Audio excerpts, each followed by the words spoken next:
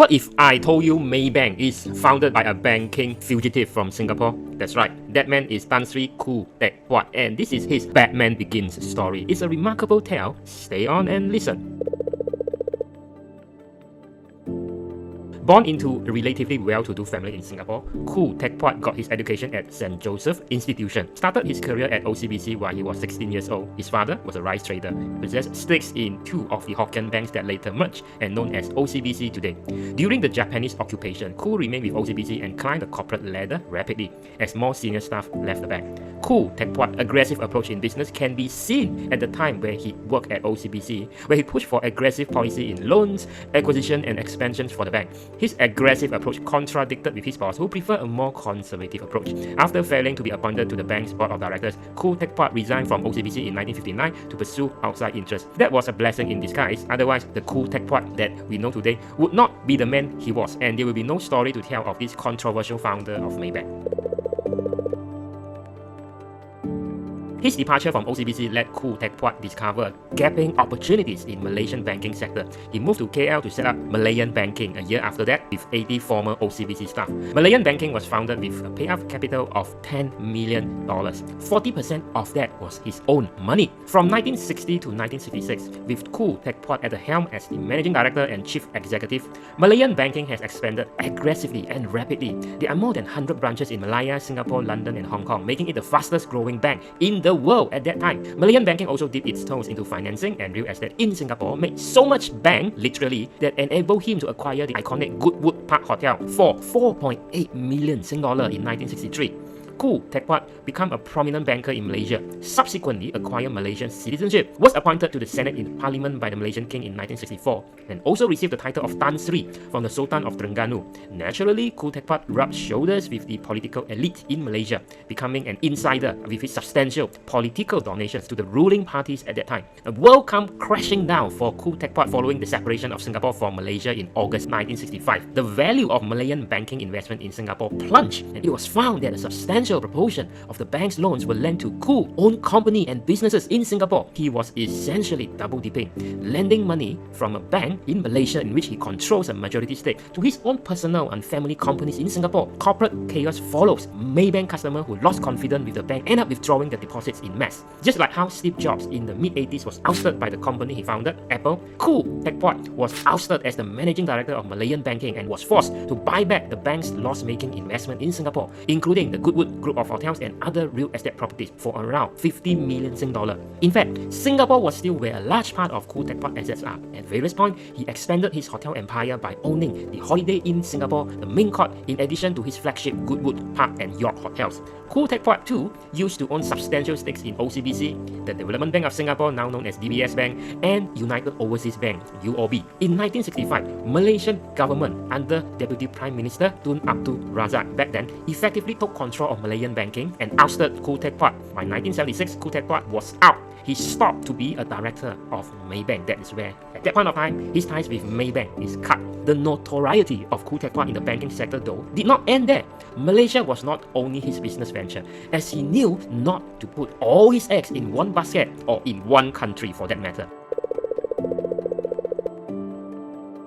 In 1965, the same year he was ousted from Maybank by the Malaysian government, he set up the National Bank of Brunei (NBB) in a joint venture with Brunei's Sultan Omar back then, the father of the current Sultan Hassanal Bolkiah. Things went fine for 20 years. At the same time, Khoo Teck Puat is not resting on his laurels. Also took up permanent residency in Australia after building a significant property and hotel interest in the country starting early 80s. He did that after acquiring the Southern Pacific Hotel chain for a cool 256 million Sing dollar from the Saudi Arabian billionaire Adam Khashoggi, the uncle of the assassinated Jamal Khashoggi, which is murdered allegedly by the Saudi government in 2018. Now, Southern Pacific was then one of the largest hotel operators in the region, and that move gave Khoo Teck Puat control of more than 50 hotels in Australia, Papua New Guinea, Tahiti, New Zealand, and Fiji. This is the guy you do not want to play Monopoly against. All the plots, all the squares you land in the Monopoly game have all these red houses on them, all owned by this bugger.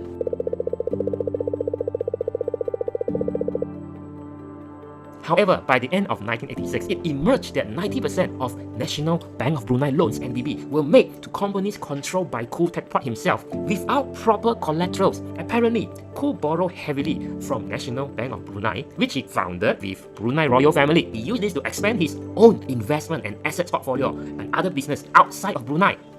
Wow, his very own Southern Pacific hotel chain in Australia lah.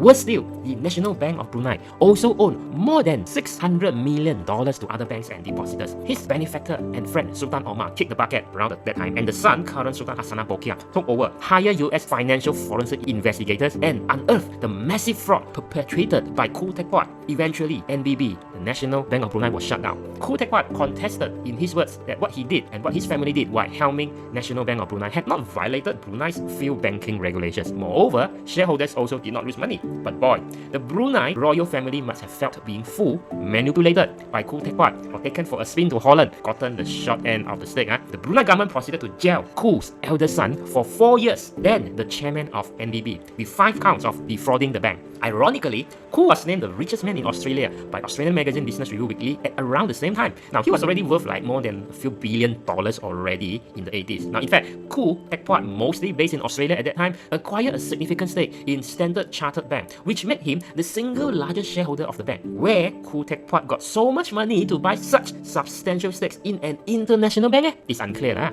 But that came just after Brunei government had accused him of sucking money out from the National Bank of Brunei to pad his own pocket. Coincidence? Maybe. Fishy? Definitely. However, the blow-up of National Bank of Brunei scandal forced Khoo Teck Puat to resign from the board of Standard Chartered, on top of selling his stakes in Southern Pacific to settle his disputes with the Brunei government and also to bail his son out. Consequently, Khoo moved away from Australia to various countries including South Korea and Bangkok to avoid extradition to Brunei. In other words, on the run becoming a fugitive. Because when you cari pasal with a government, the government will issue you a warrant of arrest, just like Jaw Law in Malaysia law. Khoo Teck Puat was one heck of a genius and cunning bowler who knows how to build other powerful bridges before he burned the older bridges that had served its purposes. Rinse and repeat. Living through the 1930s Great Depression and the Japanese occupation in the 40s, Khoo Teck Puat was known to be highly frugal despite worth billions. His well-known soft spot for luxury cars aside, Khoo Teck Puat was said to have lived simply, often eating hawker food. Despite his personal frugality, Khoo Teck Puat was said to have lavished his family with luxuries. After his death, Khoo's youngest son Eric said he loved family, good food and cars in that order. Now, Khoo Teck Puat passed away due to a heart attack at the age of 87 in Singapore, but scandals still follow him when it was found that Khoo had owned a larger stake in his listed company Goodwood Park Hotel and Hotel Malaysia and Central Properties than what was disclosed to the Singapore Stock Exchange. Now, after an investigation, his daughters who were in a management position at the companies were fined a total of 500,000 Sing dollar. A slap on the wrist, I would say. Now, Khoo Teck Puat legacy includes the Khoo Foundation that has contributed more than hundreds of millions towards healthcare, medical research and education, including a 125 million Sing dollar towards construction and operation of Khoo Teck Puat Hospital. Yes, a Singapore hospital today that was named after him.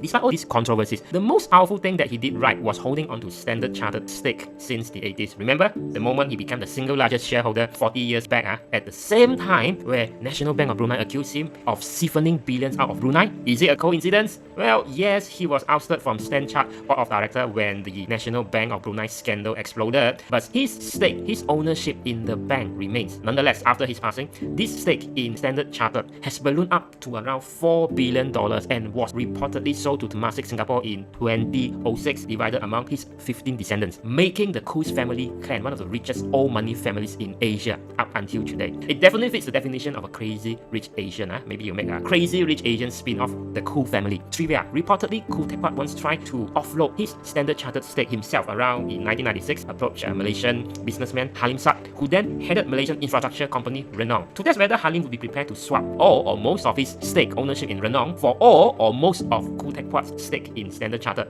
Halim almost did, but then pulled out the last minute. And Tun Daim Ainuddin also know about this. But here's the thing: only Halim will know whether that is the worst mistake he ever made. Ironically, the founder of Maybank made billions not via Maybank ownership, the company he co-founded, but through the sale of his passive stake in another bank. And that, my bro and sis, auntie and uncle, is how a banker uses a long-term value investing strategy to make billions not only for himself but for the next few generations after him. 打跛腳都唔使做啦。I hope you have enjoyed this real history. Isn't that more interesting than the founding of a Malacca Sultanate like when we studied sejarah in secondary school? Give me a like if you agree and let me know below in the comment section if you have enjoyed the video. Thank you for watching, and coming up next there are a lot more videos in terms of money and investing that you will find entertaining and educational in CF Liu channel. Subscribe for more upcoming weekly videos. And when you love my video so much and sincerely want to support me by joining CF Liu channel insider membership from as low as